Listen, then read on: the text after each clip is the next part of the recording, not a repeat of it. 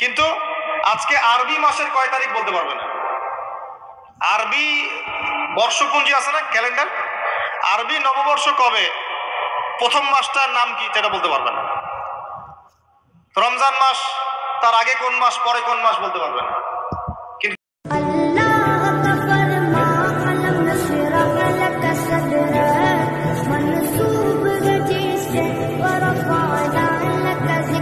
আগামী 2-3 দিন পর তারা রাস্তাঘাটে কনসার্ট করবে, নাচবে, পিকনিক করবে, হইহুল্লা করবে এবং পশ্চিমাদের সাথে তালে তাল মিলিয়ে বলবে যে 31st night happy new year, তারা বলবে আগামী 2-3 দিন পরেই করবে। কিন্তু আজকে আরবি মাসের কয় তারিখ বলতে পারবে না। আরবি বর্ষপঞ্জি আছে না, ক্যালেন্ডার, আরবি নববর্ষ কবে, প্রথম মাসটার নাম কি সেটা বলতে পারবে না। রমজান মাস, তার আগে কোন মাস, পরে কোন মাস বলতে পারবে না। কিন্তু 31st নাইট তারা চিনে, তারা লাইলাতুল কদর চিনে না, তারা লাইলাতুল কদর চিনে না, 31st নাইট চিনে। আপনি কোন প্রজন্ম তৈরি করছেন দেখেন। এখানে প্রসঙ্গ যেহেতু এসেই গেল, বলে দিই এই কথাটা, পরে ভুলে যাব, যে খ্রিস্টপূর্ব প্রায় 46 সালের দিকে এক ব্যক্তি ছিল, তার নাম ছিল জুলিয়াস সিজার। কি নাম? Julius Caesar. এগুলো আমি আসলে অনেকদিন আগে পড়েছি, আমার মাথায় এত লাইভলি নাই, আর এগুলোর চর্চা করা আমি বন্ধ করে দিয়েছি। আমাদের ফিলোসফি কিছু বই ছিল, এগুলোতে হিস্ট্রিগুলো ঘাটা ছিল সবগুলো, আর হিস্ট্রির একজন গভীর ছাত্র। তো এই জুলিয়াস সিজার নামে এক ব্যক্তি ছিল, যে আসলে সিজার নামক এক দেবতার উপাসনা করত। কথা বুঝতে পারছেন? ওদের অনেক দেবতা ছিল, এরকম একটা দেবতার নাম ছিল সিজার। ওর নামে সে নামকরণ রেখেছে জুলিয়াস সিজার। এই নক্ষত্র পূজারী ছিল, তারার পূজা করত। কথা বুঝতে পারছেন? তো তারার পূজা যে করে সে কি তাওহীদপন্থী না মুশরিক? বলেন, সে কি ইমানদার না কাফের, কোনটা? এখন সে একটা ক্যালেন্ডার ফর্ম করেছিল, এর নাম হলো এই গ্রেগরিয়ান ক্যালেন্ডার বলে। এখানে প্রথম বর্ষ যেটা, এই প্রথম বর্ষতে উৎসব পালন করা শুরু করেছে এই জুলিয়াস সিজার নামক এই ব্যক্তি প্রথম, এবং সে সমাজ এটা চালু করে দিয়েছে।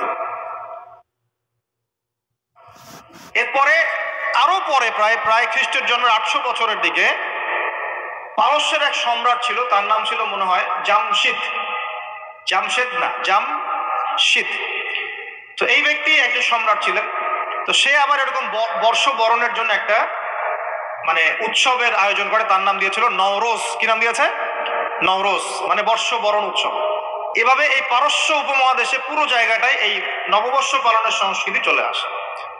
এগুলো হতে হতে হতে আজকে এই যে দেখছেন আপনি 31st নাইট, এই যে গ্রেগরিয়ান ক্যালেন্ডার, যেটা মানে পশ্চিমারা সারা বিশ্ব শাসন করেছে না।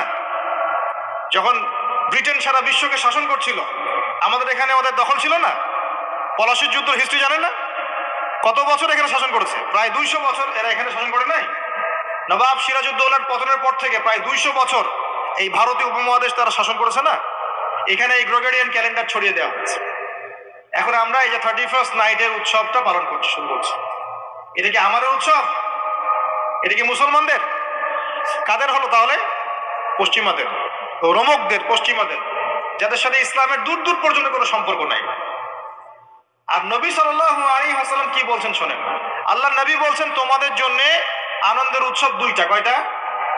একটা ঈদুল ফিতর, রমজান মাসের সম সাধনার পরে, কিয়ামুল লাইলের পরে, তারাবির পরে, তাহাজ্জুদের পরে, কোরআন খতম দেওয়ার পরে, যাকাত ফিতর দেওয়ার পরে, ত্যাগের এই মাসের পর আমরা একটা আনন্দ করি, ঈদুল ফিতর। করি কিনা? সবাই আনন্দ ভাগাভাগি করে নেই, আলহামদুলিল্লাহ। ওই দিন আল্লাহ পাক কি করেন? আল্লাহ পাক রমজানের রোজাদার যারা ছিলেন সবাইকে মাফ করে দেন, আলহামদুলিল্লাহ। মুক্তি পাই আমরা, নাজাত পেয়ে যাই। উৎসব এটা আমাদের, খুশি আমাদের। আরেকটা হচ্ছে ঈদ আজহা, যখন ওই যে ইসমাইল আলাইহিস সালামকে যে কুরবানি করার মহান স্মৃতি, সেই স্মৃতিকে স্মরণ করে আমরা ইব্রাহিমী চেতনায় আবার কি করি? ঈদুল আজহার এই পশু কুরবানির মধ্য দিয়ে নিজের পশুত্বকে কুরবানি দেই, আল্লাহর সামনে আমরা আত্মসমর্পণ করি। করি কিনা? এই দুইটা হচ্ছে আমাদের উৎসব। এগুলো বাদ দিয়ে নবীজি বলছেন মান তাশাব্বাহা বিকওমিন ফাহুয়া মিনহুম। কেউ যদি তোমাদের মধ্যে অন্য কোন জাতির সাদৃশ্য অবলম্বন করে, যে জাতির সাদৃশ্য অবলম্বন করবে সে তাদের অন্তর্ভুক্ত হয়ে যাবে। নাউযুবিল্লাহ। আমরা কি চাই উম্মতে মুহাম্মাদের অন্তর্ভুক্ত হতে, না ওই পশ্চিমাদের অন্তর্ভুক্ত হতে? পশ্চিমা কারা? যাদের মধ্যে ছেলে ছেলে বিয়ে করা জায়েজ, খুশি হয়েছেন? পশ্চিমা কারা? যাদের মধ্যে ছেলে ছেলে বিয়ে জায়েজ, মেয়ে মেয়ে বিয়ে জায়েজ, পর্নোগ্রাফি সবাই করতে পারে, দেখতেও পারে, মদ পান করা জায়েজ, পরকালের কোনো কনসেপ্ট নাই ওদের, লা ইলাহা ইল্লাল্লাহ কোনো কালিমা নাই, মুহাম্মদুর রাসূলুল্লাহ তারা বিশ্বাস করে না। এমনকি তারা বলছে, কয়দিন আগে বললো মেরি ক্রিসমাস, বলেছে না? যে ব্যক্তি বলেছে মেরি ক্রিসমাস 25শে ডিসেম্বরে, সে ওই দিন স্বীকার করে নিয়েছে যে 25শে ডিসেম্বর আল্লাহ পাক ঈসা আলাইহিস সালামকে জন্ম দিয়েছেন। নাউযুবিল্লাহ। কথা মানে বুঝতে পারছেন না? যখনই আপনি এটা পালন করেছেন, তার মানে ওই দিন আপনি স্বীকার করেছেন যে ওই দিন আল্লাহ পাক ঈসা ইবনে মারিয়াম, আল্লাহর পুত্র, নাউযুবিল্লাহ, তাকে তিনি জন্ম দিয়েছেন। এটা স্বীকার করেছেন আপনি, করছেন না? ওই সভ্যতা এর অন্তর্ভুক্ত আপনি হতে চান? ওদের সাথে হাসর করতে চান, নাকি নবী সাল্লাল্লাহু আলাইহি ওয়াসাল্লামের সাথে করতে চান? বলেন। এটা আপনাকে বেছে নিতেই হবে। আপনি মুসলমান হয়ে এটা করতে পারবেন না। ইসলাম এই নামকাওয়াস্তে পালন করতে পারবেন না। পালন করলে পরিপূর্ণ পালন করতে হবে। উদখুলু ফি সিলমি কাফা। তোমরা পরিপূর্ণ রূপে দিনে প্রবেশ করো। তোমরা পরিপূর্ণ রূপে দিনে প্রবেশ করো।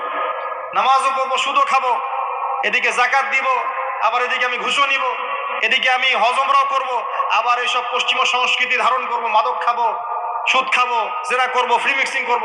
এইসব মানে হযবরল ইসলাম পালন করে এই যুগে চলবে না। পরিপূর্ণ ইসলাম পালন করতে হবে। আল্লাহ পাক তৌফিক দান করুন।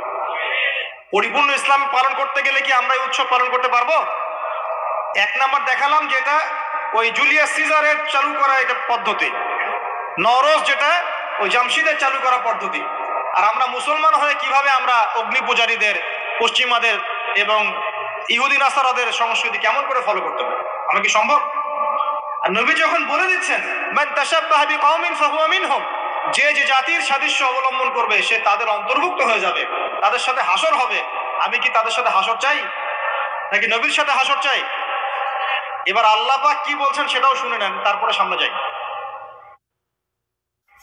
খুব গৌর করে শোনেন। আল্লাহ পাক সূরা মাঈদার 51 নম্বর আয়াতে বলছেন। কত নম্বর আয়াত বলেন? কোন সূরা?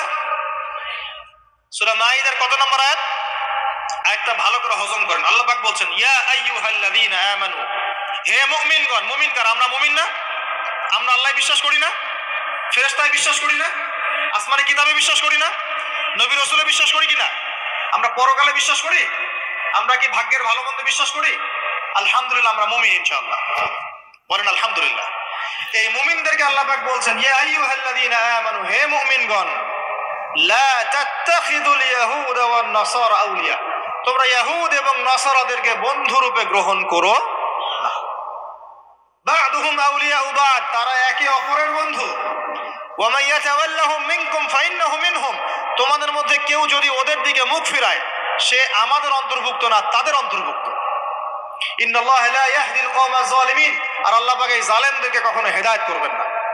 মানে আমরা যদি ওদের অন্তর্ভুক্ত হয়ে যাই আমরা জালেম হয়ে যাব, আর এই জালেমদেরকে আল্লাহ পাক হেদায়েত করবেন না।